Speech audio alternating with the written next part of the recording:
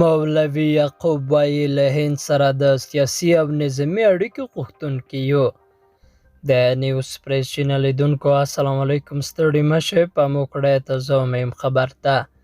ملي دفاع وزارت وایي له هند سره تر ډیپلوماتیکو اړیکو وروسته دفاعي اړیکو غوښتونکي هم دي. د ملي دفاع سرپرست وزیر مولوي محمد یعقوب تازه له یوې هندۍ رسنۍ سره په خبرو کې ویلي چې دوی د هند په ګډون د نړۍ له ټولو هیوادونو سره د ښو اړیکو غوښتونکي دي. د مولوي یعقوب په خبره دوی له هند سره په لومړي سر کې پراخه ډیپلوماټیکې اړیکې غواړي او وروسته له دغه هیواد سره په نظامي برخه کې هم د اړیکو لرلو ته تیار دي.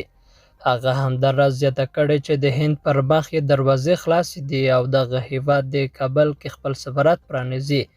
ترڅنګ یې له هند هم غوښتي چې د افغانستان له نوي حکومت سره د اړیکو جوړولو هڅه وکړي. هغه ټینګار کړی چې پاکستان ته به د هند پر وړاندې له افغان خاورې د ګواښ جوړولو اجازه ورنه کړي.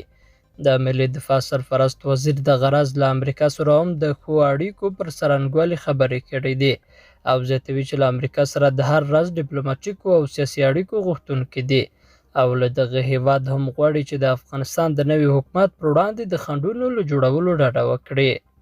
درنو لیدونکو له ملتیا مو مننه.